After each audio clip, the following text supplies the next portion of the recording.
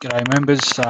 Thought we'll just take a little bit of time out here to have a look at some of the races tomorrow at Flemington. It looks a good day. Obviously, last time we were there was a bit of rain throughout the day and issues with the track, with horses getting to the outside fence. The rail's back to the true tomorrow.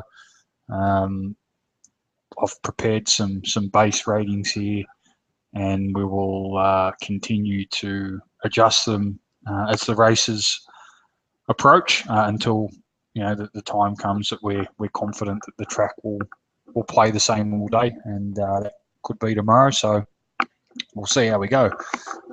Starting with race 2, the top rated here is Flying Aurora.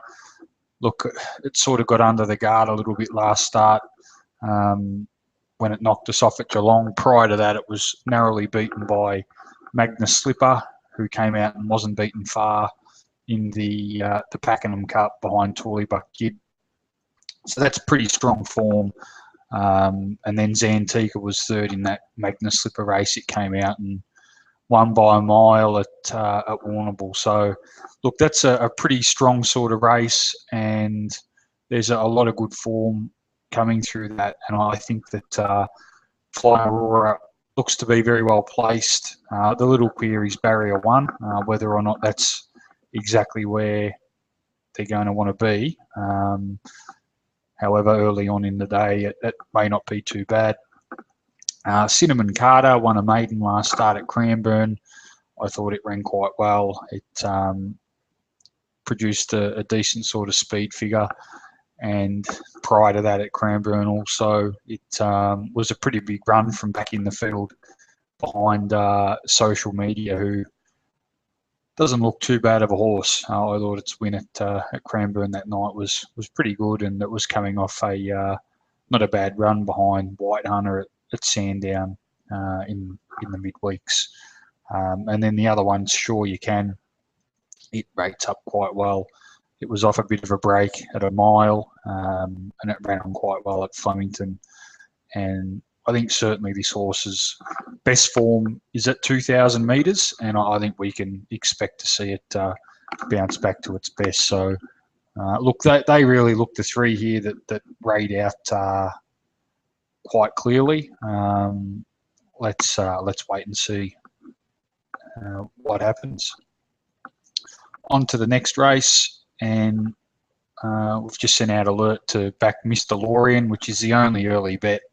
Whether or the track, whatever it does over the first few races, isn't really going to affect this this bet. I thought this horse ran on very well from the back on debut.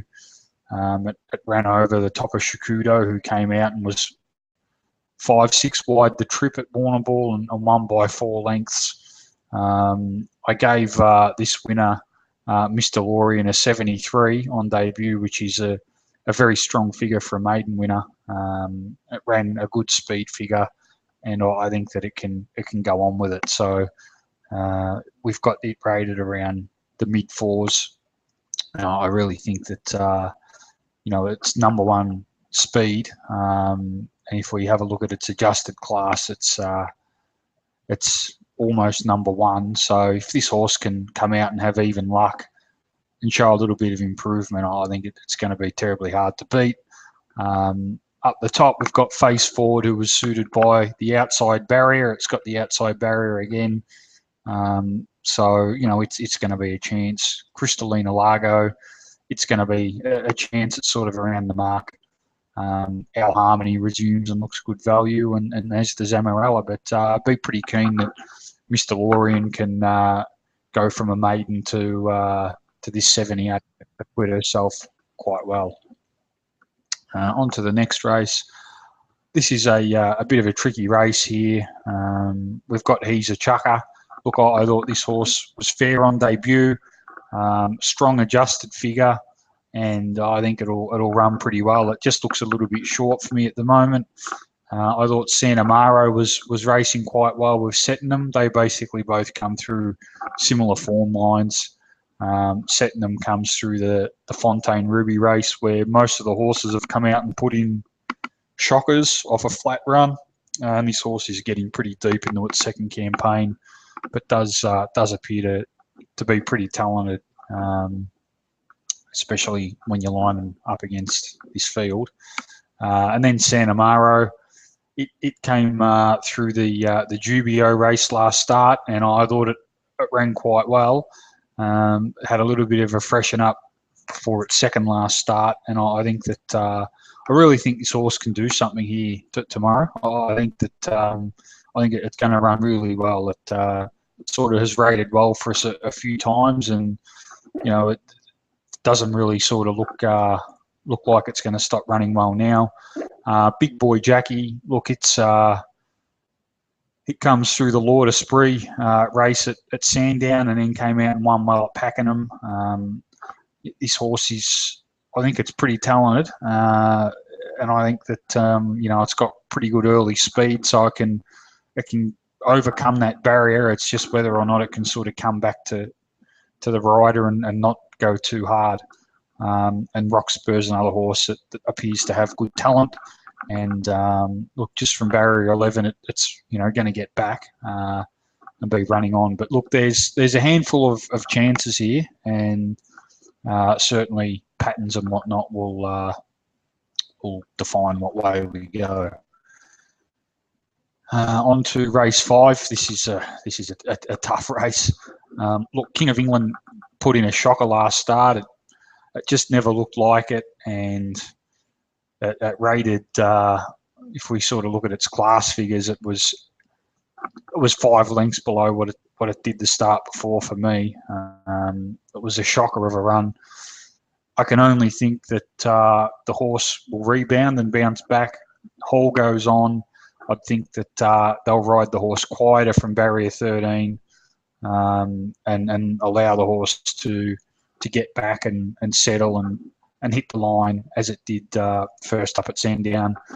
Not forgetting at Sandown when it ran on from the back, it was against the Savage leader bias. So I sort of just inclined to forget that run at Geelong. I just think it was all totally wrong. And if we go off the first up run and a good trial in between, I think the horse is going to go quite well if it gets a run.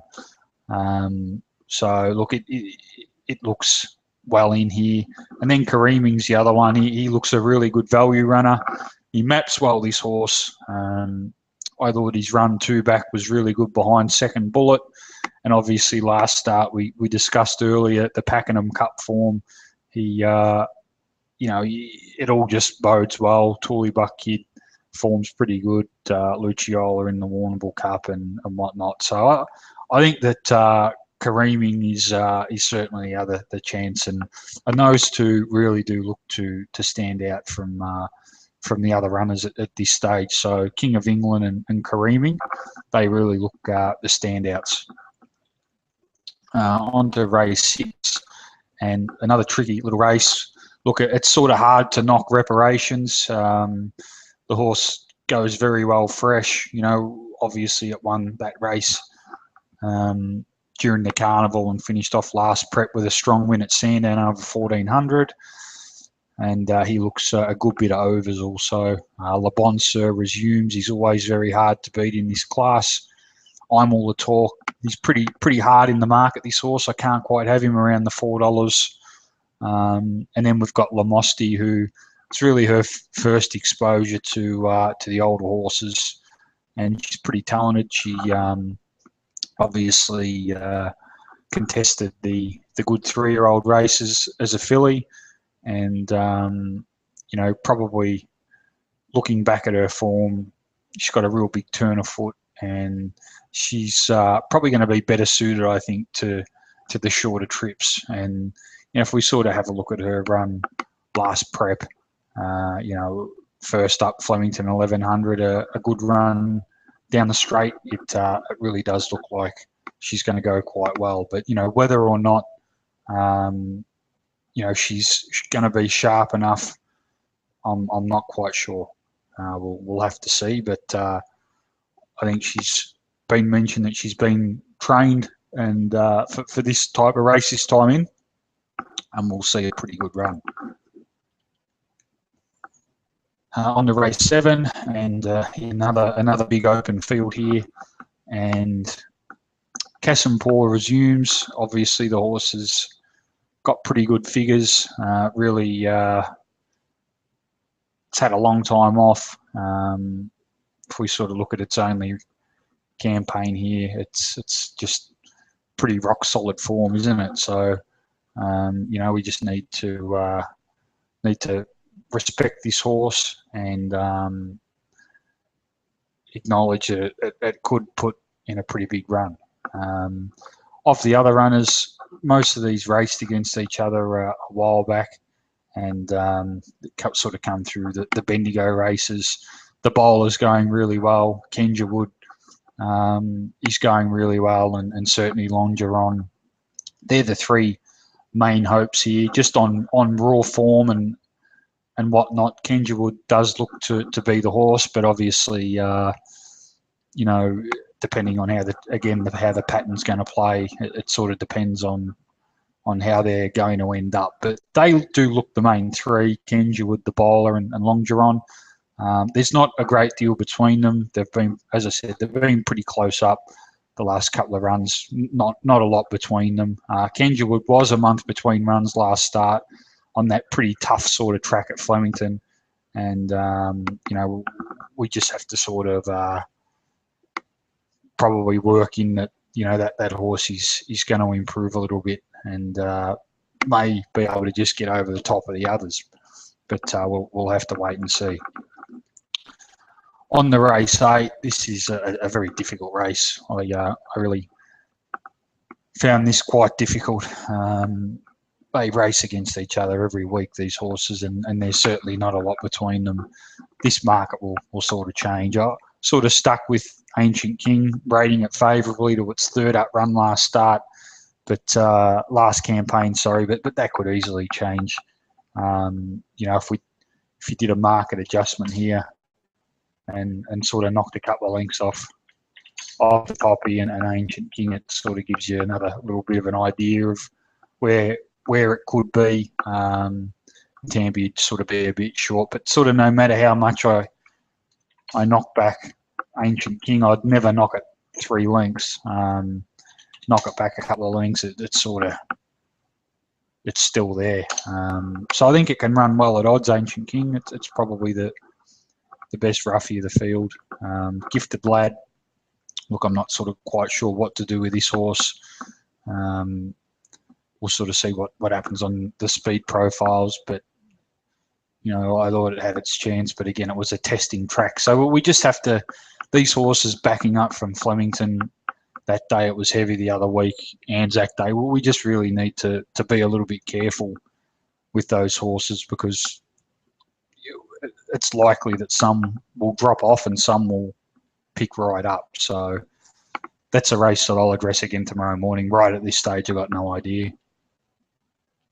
On the race 9, the final race, look, this is a tough race. Future Solution rates really well here, but it's highly likely again there'll be some changes. I've just sort of put in a bit of a penalty for barrier 19 for Henwood and barrier 20 for Worth a Ransom at this stage. Prince Arada and Running Bull, they just sort of don't quite rate right up there this time. They look to have a good bit of competition here in quite an open field. And we've obviously down the bottom got a horse I think is pretty talented in Sea Jester. His form, if you line it right up, there's a lot of good hidden form lines in there. He gets in well at the weights with his class figure, and certainly he's basically got the second or third best speed figure. So he's got the toe to win here. I wouldn't at all be surprised to see this horse start much shorter if the track's fair. If it looks like he's going to get stuck on the fence, he'll probably stay around the mark. But certainly if the track's fair and even on talent, this horse will shorten right up. And just with Henwood and Worth a Ransom, they're horses that can sort of work up on pace over 1400. Prince Harada will probably kick up from barrier 1. There just does look to be a good bit of pace here. So we will, again, we'll just wait for the scratchings and see what happens. So we might have a look at a couple of races in Adelaide. I'll have a look at them tonight and tomorrow. And there's obviously some good races over there. And a couple of horses that I wouldn't mind having a little bit of a look at, and that I think can probably run pretty well, that appear to be not bad prices. So we'll have a look at them. So we'll have a good bet at Flemington tomorrow, and maybe a couple of bets in Adelaide. So thanks for listening. All the best, and we'll see you tomorrow. And if you've got any questions regarding any of these horses, please feel free to ask in Skype at any time during this evening. Thank you.